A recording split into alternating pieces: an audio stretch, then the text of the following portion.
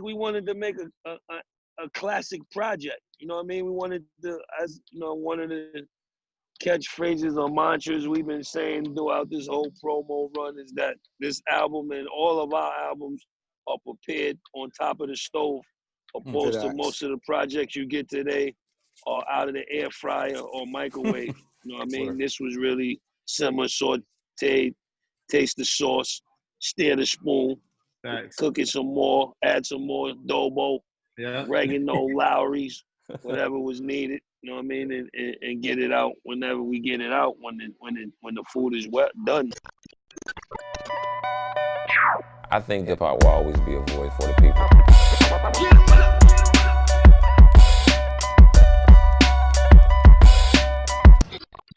Everybody, I'm Reggie Williams, founder and CEO of Ambrosia for Heads, and with me I have Jake Payne, our editor-in-chief, and we have three very, very special guests today.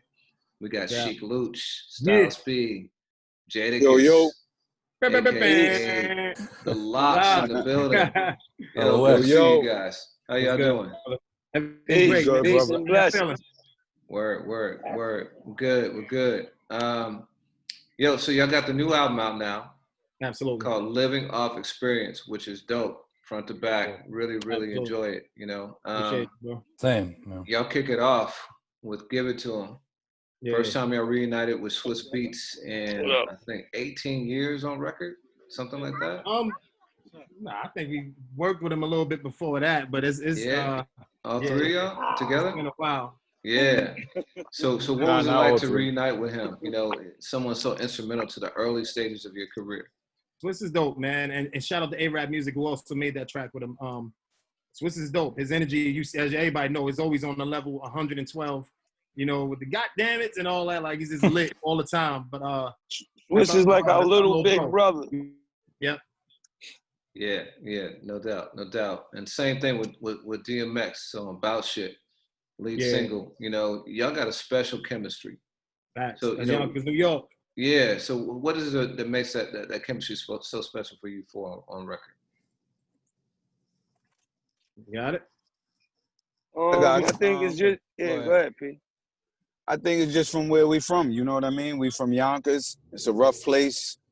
We all had dreams of making it. We knew each other before we had dreams of making it, so just kind of makes it special when you reunite, and it's, you know, it's beyond the music pretty much, so absolutely pretty easy and pretty cool and easy to do, you know.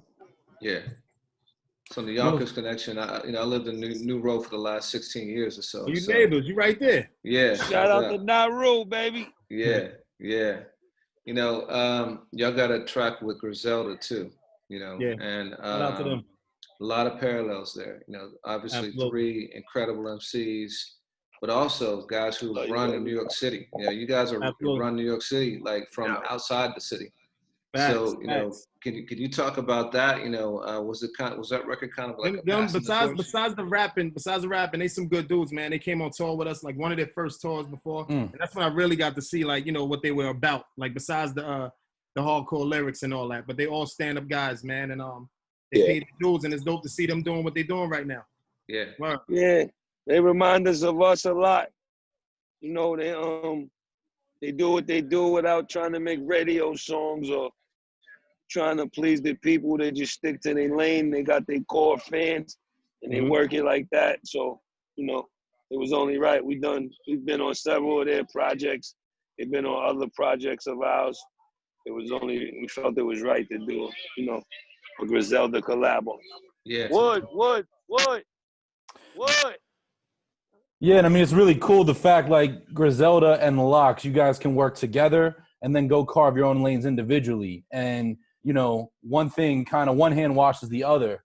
Yeah. So, what was it like for you guys? Like, how do you exist in both worlds? Is there something special that the three of you bring to an LOX project? Oh, yeah. Absolutely. LOX. Yeah, the LOX. But, you know, I know, like, we definitely, like, you know, Sheek gonna bring some energy. He gonna talk some girl talk, you know what I mean? You know, Style's gonna you're gonna get murdered. You're gonna drop some knowledge on. You know, Kiss gonna do the whole all-star thing type. You know, it's a whole chemistry that works for us, man. Word. And then we could go and do songs with Mariah and all them big Benjamin type records. So we dangerous, baby. Yeah. You know, one of my favorite joints on the album is My America with Offspring Benjamin. And, you know, that really demonstrates the maturity in each of you guys. You know, I mean, that's a really personal record.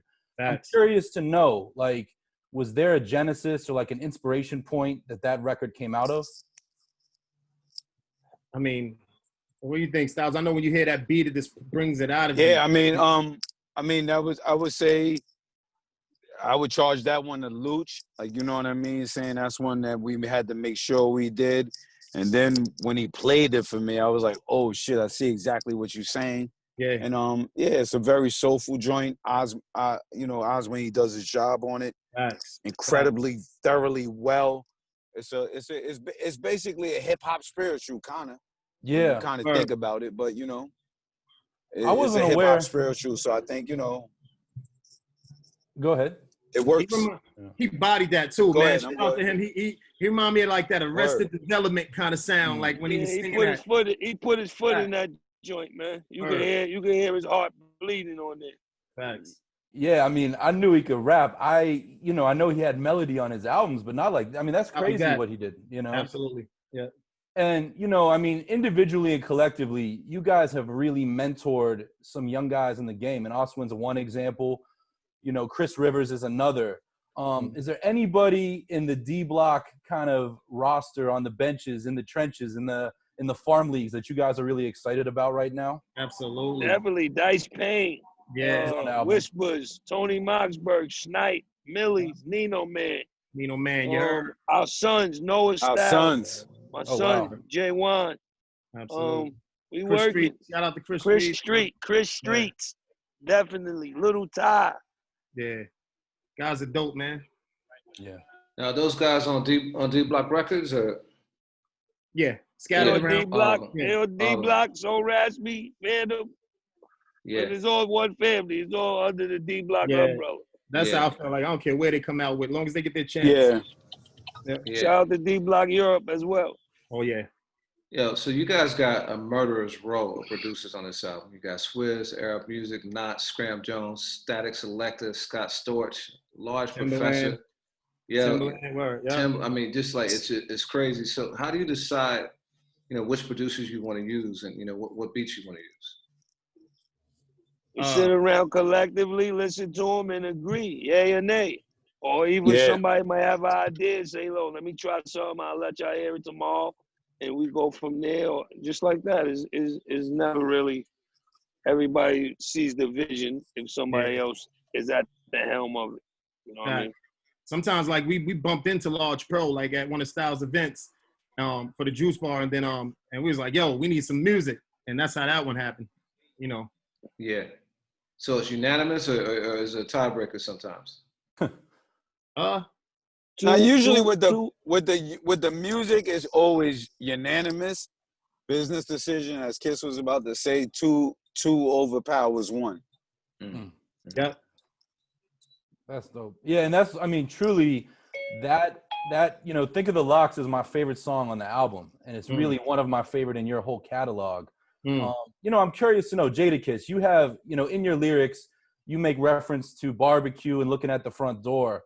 I know that, you know, P was not in the group when you guys kind of made your debut with Main Source, but I'm just curious. I mean, what's the significance of you guys coming back together with royalty like that? It's just how the work. It's just how the world works. You know what I mean? Our energy is, and just to show you how everything come back to full fruition. Like, you know, same as fashion, same as hairstyles. You know what I mean?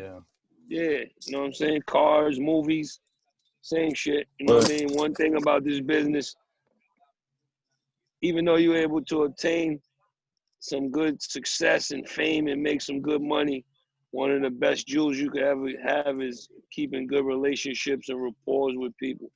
You know what I mean? Because mostly everybody you need on a feature or for a beat, they're already rich. They already got money. So depending or not if the song's gonna get done or the verse is gonna get done goes off how well your relationship is with the person for the most part. Sometimes it's strictly business and the label puts it together. but for the most part, it's your relationship with that artist or producer. So if you keep good rapport and good relationships, it'd be much easier to get things done in this business, in any business, I think. Facts.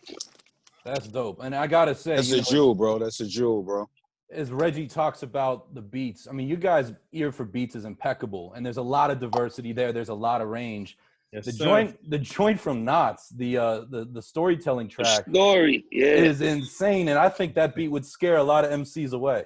Yeah, that joint is up tempo, it's moving, right? Right, it's very dynamic. We just wanted, on this project, we wanted to make a classic project. You know what I mean? We wanted to, as you know, one of the catchphrases or mantras we've been saying throughout this whole promo run is that this album and all of our albums are prepared on top of the stove, opposed to most of the projects you get today are out of the air fryer or microwave. You know what I mean? This was really simmer, sauteed, taste the sauce, stir the spoon, cook it some more, add some more adobo, oregano, Lowry's, whatever was needed. You know what I mean, and get it out whenever we get it out. When the food is done, the same way our wives and mothers and favorite restaurants prepare your food. It's not rushed. It might take a little longer than a fast food spot. So and I'm so happy that y'all can hear that in it. Y'all can feel that when y'all listen to the project. Yeah, you got a lot of diversity, man. Y'all got stuff from the streets. You got like songs like "Miss You" and "Do to Me." How important is that to mix it up, just to keep it fresh? Very, very, very. I was so strong on that, man. Like, they got to hear this dirty, man. This island rude voice. They need to hear that. And, our lyrics, we're going to bring that pain and talk grown man shit, Yeah. So many artists and so many songs sound the same. He was very adamant about making a project of work that was a collage and sounded different. Absolutely. Each track. And different content and different, instead of just sounding like one song, or album of one song. Yeah. Yeah, Sheek, you talked about this earlier. On a lot of sports teams, you got guys who got clearly defined roles, right? Mm-hmm. Basketball, you got your enforcer, you got your 3-point shooter, you got your guy with the handles. Yeah. It sounds like it's that way in the group too. But can you break that down a little bit more? Like, the roles y'all play within the group?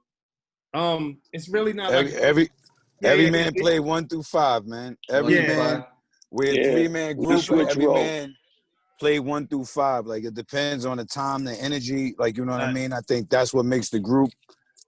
Like, you know what I mean? It was like you say, "Do to Me," "Dirty." You know what I mean? As Louch playing point guard, special other songs. Kiss played point guard, certain songs. I play point guard, like, you know what I mean? And then everybody brings it home. Like, I think the beautiful thing about it, like, "Do to Me" and Dirty is something I wouldn't do if I wasn't in a group, because I wouldn't think that way. Like, you know what I mean? So it's always beautiful to have somebody think for you that you could trust and be like, you know what? I feel you. If you say it, I'm fucking with it. Like, you know what I mean? Yeah. You tell me to do it, I'm gonna do it because you said to do it, and I trust you that much, even though I don't have that vision. And that's the beautiful thing about being in a group. So as far as our group, every man plays 1 through 5, even though it's a 3-man group. If it was like a ball team, everybody's 1 through 5. And then on top of that, 2 outweigh 3. So we get it done. And you know what, too? We always say, like, being in the same studio every night, that helps. Like, I'll walk in and hear what Styles is working on. Like, yo, dude, that's crazy. We need to put that to the side for the group. Like, you know what I mean? So it's a lot of that. So y'all record together, sending each other tracks. So like, we always did. Yeah, we own that. We own the studio together. Having your own studio is a great way too to kind of nourish the new generation and coach them and teach them. That's huge. I mean, some of the great crews from Gangstar to DITC, Dre, having your own studio is everything in a virtual age. Facts. It's important. They come around, they sit and listen to what we working on. They see how we vibe and everything. Shit, I do the same thing. Sometimes I'm not even working on music and I'm just there, hanging out, listening to what they got working on. What they working on. So it's cool. But from the music side, you still like to receive beats so the 3 of you guys can get together more than like, hey, we'll invite so-and-so for a session. Those days are kind of bygone, right? No. Studio producers come to our studio. They send beat packages, and they also arrive and come make shit on the spot, play shit, and all that. Like Arab comes with his MPC. Everybody want to come through. Yo, when we be on tour and all that, everybody stop at our dressing rooms. Like, it don't care. I don't care who's on the roster. Everybody's in our dressing room. All the top MCs and everybody got to come box room. Yeah. Word. Yeah, so one of the amazing things about you guys is you've established yourself not only as a legendary group, but each one of you has established yourself as a solo MC at really incredible careers, you know. So what is it that keeps you guys coming back together when you've had that kind of success as solo artists? I think our brotherhood. I would say our loyalty and love, which makes our brotherhood. I say the LOX is probably the, you know, we always give a big shout out to De La Soul and you know, MOP on sticking together. But as far as the LOX, like, if we don't do music again, never again, like if today all music stops, those are my two brothers. Like, I love them. Like, I love their families. I love what they about. You know, they keep me ticking. They keep me going. This is bigger than music. Like, you know what I mean? We've shared the dream together. We've accomplished our goals together. We kept the oaths, and we've done something that a lot of groups haven't been able to do. So it's bigger than music. Like, you know what I mean? So when I get to the studio, I'm very inspired to be there with my brothers and hear what they say. And the average MC, you know, they only get 7 to 9 years if they lucky. Like, you know what I mean? So, you know, we just got a formula that works. There's no hate for nobody. Everybody plays 1 through 5. If Louch is winning, I'm winning. If Kiss is winning, I'm winning. Even if I'm losing in real life. Like, I'm not talking about music. I'm talking about in real life. Like, if I'm having hardships and shit is fucked up, I'm going to talk to them about that hardships. It ain't just like, yo, we getting in a lab and making music. Like, you know what I mean? Yeah. Keep you alive when times is down and fucked up. We came to the label already assembled. We had an invisible contract and bond before we ever signed the contract, and we stuck through that, through all the, you know, we persevered through label switches and D going through his accident and all the stuff we went through personally and individually. We still maintain that brotherhood and loyalty and love and bond no matter what. And that shows in the music over the years. You know what I mean? Yeah. Yeah, I mean, probably why go ahead. A lot of groups get assembled at the label. We came assembled already. We came with a mindset and knowing what we was going to do, even though we was wet behind the ears as far as the business aspect of it. But we knew that we wasn't going to let nothing in the business intertwine in what we was coming to the table with. You can see that early in the days. You can see that back when we was like with certain battles that we had. Like they wasn't even talking to me and Styles. They was getting that kiss, but you might as well say our name. That's how you see that kind of brotherhood. You know what I mean? Right. And y'all have been together more than 20 years, you know. So old men over here, baby. Yeah. Just getting better, you know. So how much of that is because y'all have given each other the freedom to do what you need to do, you know, in and outside of the group? It ain't giving each other freedom. It's we all grown men. Yeah. Mm-hmm. Yeah. We are all grown men. I can't give them freedom. Yeah. They do their freedom. I'm due my freedom. We all understand that, respect that. We have disagreements with shit, but none of us hold each other in that light. Like, those is my brothers before, like we said, beyond music, they my brothers. So that goes deeper than anything. I can't give nobody nothing. They can't give me nothing. We respect each other enough to have that respect to say, you say what you want to say, you do what you want to do, you do it how you want to do it, tell me what it is, I'm going to support you on it. Yeah. Word. That's pretty much how it goes with us. Like, you know what I mean? Ain't no giving each other freedom. Yeah. We got families, we grown men, and each of us take our families. We each know that our families mean more than a group. Like, you know what I mean? Which keeps the group strong. Mm-hmm. Yeah. Mm-hmm. Like, you know what I mean? You're a family man first. Your most important thing are your kids. I love Louch. I love Kiss. They love me. But I know if they don't love their kids more than me and their family, how the fuck could they love me? That's what makes our group pretty strong. We move with a certain code, bro. Anything, I ain't gonna lie, anything I do, however I move, is within that D-Block realm, that code of, of honor and respect and how I move. You know what I mean? I don't really go outside that. Yeah. And the fans feel it too. Like it's a palpable, like you guys, you influence your own fans. Like they uphold that in their own lives, which I think is so remarkable. Absolutely. You guys both, all three of you mentioned MOP and De La. I mean, the LOX are in that same, legendary group. And I'm curious, unlike Mash Out Posse, unlike De La, a lot of your catalog is on mixtapes and is on Lucy's and, it lives differently. How important is that, do you guys think, in sizing up the greatness that is the LOX? That's what in the era we came from, that's what it was. That's what it was. The cool, the Ron G's and all that. That's how you had to sow your royal oats. That's how you had to earn your stripes. Not only that's that, how you dug your, when it's all said and done, they better thank us three for this shit. For the shit that we did, like you said, they got to thank us for it. You know why? Because a lot of groups and they seen the LOX turn to D-Block, turn to mixtapes, and make sure we keep the streets alive. And a lot of people took to that, not just from the East Coast, from the South too. So we definitely deserve our flowers from saying stay alive on your own 2 feet without needing everybody. Yeah. There needs to be a stat sheet for that though. And I hope that in the next 5-10 years we see that. And I guess we're starting to, because a lot of classic mixtapes are coming online, but you guys put in so much work and gave really classic songs and projects away for free, which is dope. Come on now, those are like albums back then. Those was Bibles, those mixtapes. Word. Crazy. Yeah. So you got your own studio, you got your own label. How important is it to control your own destiny like that? Very, very. Ownership is important. Yeah. Own something. Own your masters. Try to own them. Own shit. Learn the business as much as you can. Yeah. I ain't gonna lie. A lot of money in front of these young boys' faces, and then that's all. And they're gonna be screwed up in the long run because they didn't put none away, they didn't invest, they didn't own nothing, they didn't pay no taxes, this and that.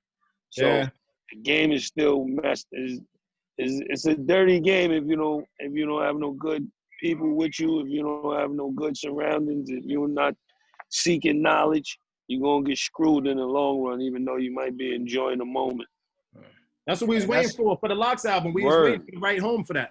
And that's trusting your brother too, because we might have not done that if it wasn't for Louch's vision. Like, you know what I mean? Yeah. He had a vision early, get your own studio. We gotta work, be comfortable, don't depend on other people. That's why a group is very, very important. I didn't have that. I ain't had that nowhere in my vision, bro. I would have kept paying other people, going to other studios. I remember you was locked up. PSA, when you come on, we never going nowhere else to record. We're going to keep our budgets right here. I was like, that's smart as fuck. Yeah. You know? Yo, and that extends beyond music too, because I know Styles and Jada got the juice bars, Nowadays, when we're getting savvy to plant-based diets and things like that, can you guys talk about, y'all were ahead of the curve, can you talk about that health and dropping those gems in for people? I don't think we're ahead of the curve. I think we're just acknowledging those who came before us and our ancestors and what they did for the hood. Like, I don't want to sit here and me, nor Kiss, nor Juices for Life, or anybody at Pharmacy for Life want to take no credit for, bringing health. We just doing what we supposed to do as brown people, black people, kings, queens, gods, and just from a community where we know. I'm never gonna let you live that one down. It's a lot of food deserts. Nah, bro. Nah, Louch, I can't. And not necessarily not for health, not taking credit for health itself. They paved the way. Y'all made it cool to actually put that soda down and drink this juice. Try this, try that. Because I was one of them niggas saying, man, I ain't drinking that shit. But until you like, yo, try this. And now the whole hip hop community, they want to get, involved in it. That's come on now. Yeah, you brought us to hip hop. You brought us to hip hop. I think a lot of things happen within our people where people wanting to take credit. It ain't about credit with this. It's about us healing. As people, you know what I mean? This shit got to be everywhere in every hood and everything. And if it comes to a credit thing, it now becomes nah. I did it before you. I'm better than you, I'm bigger than you, this and that. It ain't about that, bro. It's about you taking care of your family. Because if your family's good, my family good, Louch family good, Kiss family good, other homie on the line family good. Most likely, in case one of my family fuck up, he got a good family to rely on. Like, you know what I mean? And that's what it's about at the end of the day. Like, I think that's where we get lost a lot in hip hop, period, and it becomes challenging or like this was knowledge that was given to me. I didn't invent the knowledge. I didn't create it. I'm not the first one. I champion it because I believe in it, but I'm not the forefather or nothing, bro. Like, to be honest with you, I'm just brave enough to talk about it, and I'm a preacher. They'll tell you, like, I'm gonna even say some killer shit. Yeah, or drop some knowledge on them. Yeah. You know, 2020's been a year like no other, you know, and I'm curious, just, you know, being at home, you know, obviously recording this album in the midst of it all, but has there been anything that you guys have learned about yourselves? You know, we talk about, you know, meditation and all of that, self-discovery with all of this stuff. I mean, you guys are grown men and successful artists, talented artists. Any new awakenings you've discovered over the last year, whether artistically or personally? First off, now my wife is a nurse, and she every day as an RN, like helping people and battling people. This is when I really seen like money didn't matter. None of these famous actors and actresses and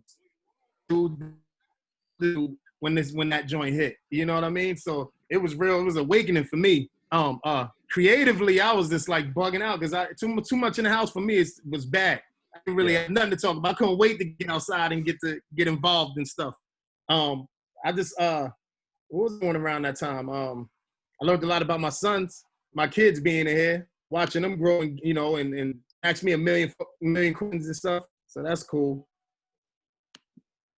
Yeah, I mean, do you feel like the music's been received differently? I know with the previous album, it kind of came at the end of the year. Everybody's doing a million things. Right now, I feel like more than, you know, in 15 years, the LOX, you guys have our undivided attention. Like this album, I keep listening to it. Are you feeling that on the artistic side? My man.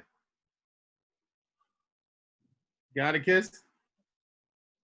I mean, nothing pretty much changed for us. Yeah. You know what I mean? You always say, Kiss, we got the air when, you know, everybody was home, so they listening, you know? Yeah, when we thought we used COVID to our advantage for the type of project we wanted to release, with the world only being partially open and people having to sit still for a minute, the attention span is a little longer. So that's needed when we drop the type of projects that we drop. You know what I mean? So we decided that COVID would be a good time to drop the new LOX album because people had to be home a little more, had to be less, you know, immobile.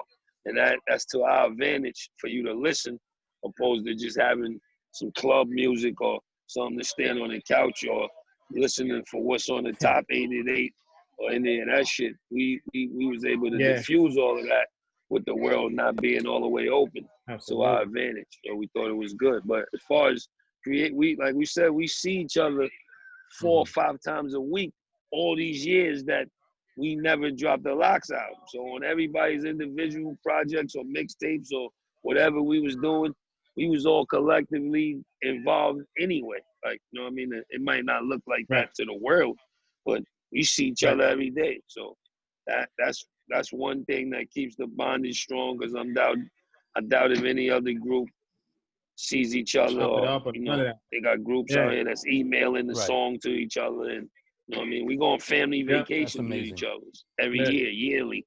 So it's different over here. Absolutely. Yeah, you guys have had, you know, not only great solo albums, but great collabo albums with other MCs too. You know, like, you know, just to name a few, Jada with Fab, obviously, Sheek, you and Ghostface, Styles with Talib. Volume 2 is we working on that. We almost done with Volume 2. Oh, word. And that artwork was ill, like the whole project, you know. So how do y'all decide who you want to partner with when it's outside of the group? I think it just happened organically. Yeah, right? Absolutely. Yeah, it's nothing like.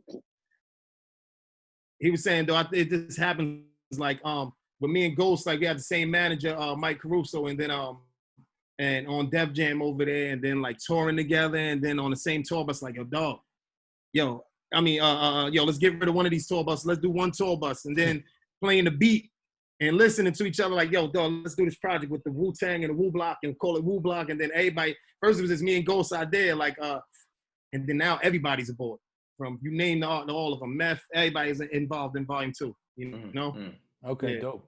Yeah, that was one of my favorite joints that year. Incredible. Absolutely. Incredible album. Yeah. You know, so go ahead. So how does that sharpen your skills as a solo MC when you're working with other people? Let me tell you, man, especially with, like, since we talking about the Clan, we've been a big fan of them. I remember Mary Blige used to let us hold her MPV and her Range Rover, and we used to ride around listening to the Wu-Tang Clan. We ain't even have no record deal yet. So when I was around them, I couldn't even tell them, yo, dude, I'm starstruck right now, man. Because when Ghost and Ray talk, they sound like the album. They sound like one of them skits on the damn album when you talking to them. I'm like, yo, this don't sound just like one of these niggas on the thing. So it's crazy, but I know I got to get busy when I'm around all of them. Especially and me and my two brothers. Like when I hear Jaden Styles spit, me being the underdog out the three, and now just conquering shit right now, it's like, yo, you know, I got to make my bones. You know, you say underdog, Sheek, and, you know, I mean, we can look at, like, Phife stepping up on Low End Theory. Absolutely. Or, you know, Havoc on Mobb Deep's Infamy album. Yeah. This album, I mean, like, this is the best I've heard you. Oh, baby. That's what everybody's saying, man. That's what everybody's saying. So what's the secret, man? Like, how do you train like that? How do you come back and just, you know? I think I just got older, man. I think I took it more serious. I think my content was strong and aggressive of the stuff I wanted to talk about. You know, that was it. That's it. And just feeding off the energy. Because when we rap, like me, Kiss Styles rap, we like, yo, I got a body kiss on this record. Styles is saying the same, and, you know, but we against the world. Yeah. So friendly competition. Y'all each going. Yeah. Y'all strengthen each other. Absolutely. Sharpen them swords. Yeah. So that Wu Block 2, is it coming out this year? Or will we looking if we can finish, we like 6 songs in. We usually go to like 15 and then pick right there. Yep, it's coming along. Okay. Yeah. He was diabetic, so when we during the COVID, he wasn't really trying to come out to them studios like sense. That. Me, I was everywhere. I ain't gonna lie. When you talk about recording the 15 and whittling it down, this album, like we said, there's so much range here. You got your your boom bap, you got your R&B tinge tracks. Absolutely. You know, was it a challenge to sequence this one? You know, especially since it plays out like a journey. Nah, I took the whole album. I went in my man cave, and I just like, man, I was zoned out. Like I was trying to get in my DJ's head, like what would come on next after that. And now that we got them in that zone, let's keep it boom back for a few more records. Like I was kind of like I was doing my Kid Capri on this kind of in my head, and it worked, man. The sequencing was crazy, dog. Yeah, that's right. And I sent it in, and I sent it to Styles Kiss, and it was like, yo, that's it. And I think Brian Frigiero, he was like, he just wanted to change 1 record, 2 records around. But the whole sequence was dope. Yeah. So how does your process change when you're working on a solo album or a collabo versus a LOX album? LOX album, you know, we have a core, like a lot of our fans will tell you like, yo, Sheek, yo, Styles Kiss, y'all got us through 10 years in jail. Like y'all got us through these bids and the group home guys and we got like a crazy core fan base, man, of chicks and all that, but like street dudes, if you will. Like, you know what I mean? So we know we cater to that. And then when we do talk any chick records, it's gonna be like on a grown level from our perspective. My solo shit, I could just go anywhere with it. I could go anywhere with it. But I know I got the LOX, I gotta stick to one kind of topic. Not really, but kind of like keep it in that hardcore / I don't know, I can't explain, but it gotta stay in pocket with our core fans. That's one thing with us, we don't want to lose them. Ever, the core fans. Yeah, they roll with us forever. And then like when we do the chick records, we don't go too far out. Like from Ride or Die Chicks and like The Good Loves for Me and like all that, Knock Yourselves Out, like they still be in pocket. Yeah. And how do you know when it's time to come back for another group record? After all of us putting out a bunch of stuff, we like, yo, you know, like say Styles and we drop all these mixtapes and all that. We be like, yo, it's time. Let's all do one more. Like we're gonna put out another body of work with the documentary we got coming. Like because Rough Rider told a story, but now you got to see the LOX side of it. We like 90% done of it. We shopping it to homes and all that right now. The Netflix and Hulu and all these places. So you'll see it's dope. I mean, you guys have been talking about this for years now. How far back does the footage go? Years, bro. I'm talking like teenagers. Yeah. Oh well. Yeah. Well, no, they haven't been filming us. Since teenagers, but they've been filming us for like 4 years or 5 years, 4 years so far. But the footage in it is from teenagers on up to stuff like, I mean, bringing like with our kids and our children, and like, you know, you'll see like arguments on the bus and like and business deals and all kind of stuff. You're gonna like it a lot, man. I can't wait for it, and that's exactly what I meant. And you know, that's the cool thing about the Rough Riders documentary and the No Limit one. You watch these, and it makes you, the first thing you want to do is pull out the albums and like, oh, I didn't catch that. So that's what like them verses make you feel like doing, like, you know, going through the catalog and all that. You know? Yeah, no absolutely, doubt. No doubt. Yeah. Well, yo, Sheek.